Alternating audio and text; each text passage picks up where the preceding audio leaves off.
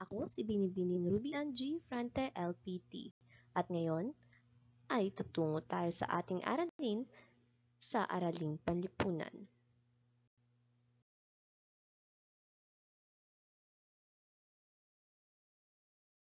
Simulan natin ang ating aralin sa pamamagitan ng isang panalangin. Iyuko ang inyong mga ulo, ipikit ang mga mata, at tayo'y manalangin.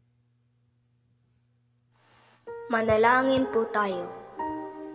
Panginoon, maraming salamat po sa binigay ninyong pagkakataon upang kami ay matuto. Gabayan mo po kaming lahat upang malinang ang aming isipan at maunawaan ng lubos ang mga leksyon na ituturo sa amin. Pagpalain niyo po ang aming mga guro sa matiyagang pagtuturo at pag-aatid sa amin ng mga leksyon sa araw-araw. Maraming salamat po, Panginoon. Ikaw po ang aming sandigan at lakas. Amen.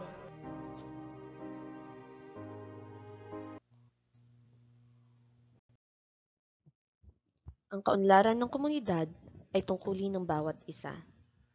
Mahalagang makibahagi ka sa mga gawain sa iyong komunidad upang makamit ang kaunlarang ito. Sa unit na ito, tatalakayin kung paano makapaglilingkod o makapagbibigay ng serbisyo ang mga tao sa komunidad. Malalaman mo rin ang iyong mga karapatan at ang iyong mga tungkulin sa komunidad bilang isang responsableng miyembro nito. Bilang isang mamamayan, ano ang iyong ginagawa bilang kasapi ng komunidad?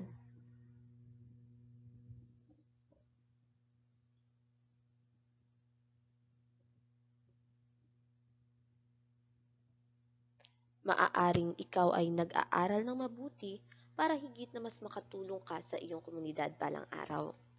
O pwede ring tumutulong ka sa gawaing bahay. Magaling! Ngayon, tumungo tayo sa mga paglilingkod sa aking komunidad. Buksan ang inyong aklat sa pahina 206. Mahalaga ang mga paglilingkod o serbisyong ibinibigay ng mga taong bumubuo ng iyong komunidad.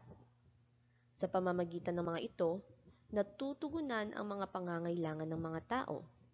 Sa mga ito rin nakasalalay ang pagkakaroon ng mapayapa, maayos, at maunlad na pamumuhay sa komunidad. Higit sa lahat, nakatutulong ang mga ito upang matamumo ang iyong mga pangarap sa buhay. Ano bang pangarap mo sa buhay? Ikaw ay mayroong sariling pangarap. Kaya nais mong makatapos dahil alam kong gusto mong makapagbigay ng serbisyo sa komunidad. Ngayon, pag-usapan natin ang mga serbisyo sa komunidad. Buklatin ang aklat sa lahing Pilipino sa pahina 207 at sundan ang binabasa ko. Ako si Binibining Reyes. Ako ay isang guro. Tinuturuan ko ang mga mag-aaral na magbasa, magbilang at magsulat. Nagbabahagi rin ako ng iba pang kaalaman at kasanayan. Higit sa lahat, binibigyan diin ko ang pagtuturo ng kabutihang asal sa mga batang katulad mo. Ikaw, nakikinig ka ba sa iyong guro? Hi, ako si Sergeant Amparo. Ako ay isang pulis. Hinuhuli ko ang mga taong lumalabas sa batas. Sinisiguro ko ang kaligtasan ng mga tao sa komunidad. Gusto mo rin bang maging katulad ko? Ako si Ginoong Ocampo. Ako ay isang barangay tanod. Ako at ang aking mga kasama ay tumutulong sa pagpapatupad ng mga ordinansa ng barangay. Tinitiyak ko rin na mapanatiling tahimik ang buong barangay. Nakahanap ka na ba ng katulad ko? Na isang barangay tanod?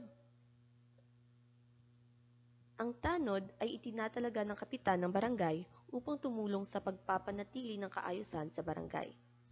Karaniwan silang may dalang baton habang nag-iikot sa buong barangay. Ako, si Ginang Santos. Ako ay isang bombero. Pinapatay ko ang apoy kung sakaling may sunog sa komunidad. Inililigtas ko rin ang mga tao mula sa kapahamakang maaaring maidulot nito. Nais mo rin bang tumulong sa iba? Maaaring gusto mong maging bombero. Katulad ko, ako si Ginoong de la Cruz. Ako ay isang doktor. Sinusuri at ginagamot ko ang mga taong may karamdaman o may sakit. Kapag ikaw ay may sakit, maaari kang pumunta sa akin. Ako si Ginoong Awayan. Ako ay isang nurse. Katuwang ako ng doktor sa pangangalaga sa mga taong may sakit. Ako ang palaging tumutulong sa kanya. Nais mo rin bang maging nurse katulad ko? Magandang umaga. Ako si Ginoong Fernandez. Ako ay taga-kolekta ng basura. Pinapanatili kong malinis ang buong komunidad. Kaya naman, ligtas ang mga tao sa anumang sakit na maidudulot ng basura sa paligid. Maaari mo rin tingnan baka may basura sa paligid mo at ikaw ay makakatulong sa akin. Pwede bang linisin mo yung mga basura at itapon ito sa tamang basurahan? Salamat! Ako si Ginoong Quinto. Ako ay isang kartero. Ako ang tagahatid ng mga sulat at anumang padala mula sa inyong mga mahal sa buhay. May nais ka bang ipadala sa mahal mo?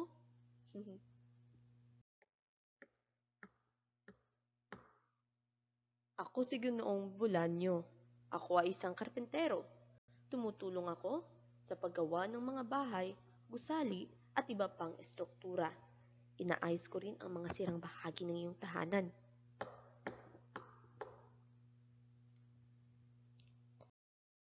Ako si Ginoong Sadikon. Ako ay isang tubero. Inaayos ko ang mga sirang tubo na dinadaluyan ng tubig. Kapag sira yung gripo niyo, paayos kayo sa akin. Ako si Ginoong Tihada. Ako ay isang sastre. Nananahi ako ng mga damit panlalaki. Ako naman si Ginang Tejada. Ako ay isang budista. Nananahi ako ng mga damit pambabae. Sinisiguro namin na maayos ang mga damit sa iyong komunidad.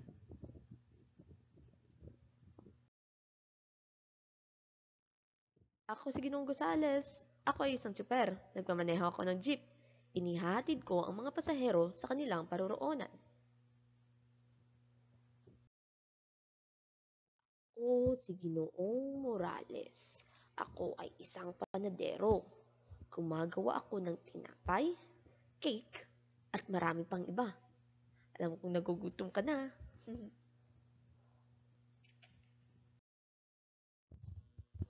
Malaking tulong ang mga paglilingkod o serbisyo ng mga taong bumubuo ng komunidad. Dahil sa mga ito, natutugunan ang iba't ibang pangangailangan ng mamamayan sa komunidad. Dagdag pa rito, nagkakaroon ng maayos na pamumuhay ang mamamayan. Kaya naman, dapat mong igalang at irespeto ang mga nagbibigay ng serbisyo para mas pagbutihin nila ang kanilang mga trabaho. Dapat mo rin silang pasalamatan sa kanilang paninilbihan sa iyong komunidad.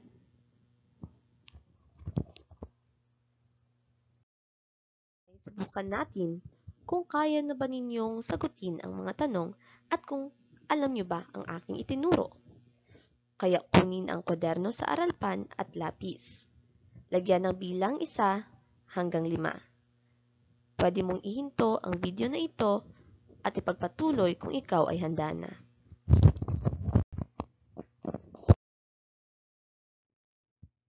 Handa ka na ba? Simulan na natin. Tara! Ako ang mananahi ng mga damit panlalaki. Sino ako? Ako naman ang tagahatid ng sulat para sa inyong mga mahal sa buhay. Sino ako? Ako ay tagagawa ng tinapay at cake.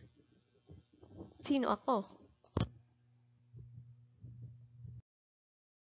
Ako ang itinalaga ng kapitan para mapanatili ang kaayusan at kapayapaan sa ating barangay.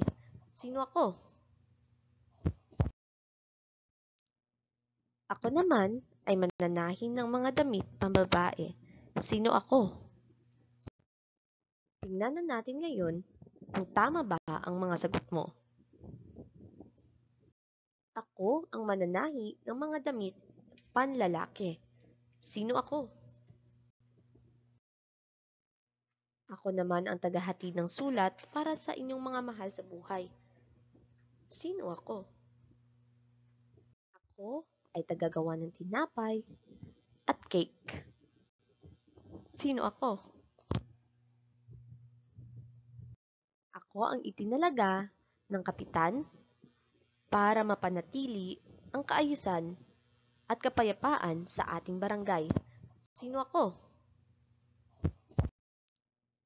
Ako naman ay mananahin ng mga damit pambabae. Sino ako?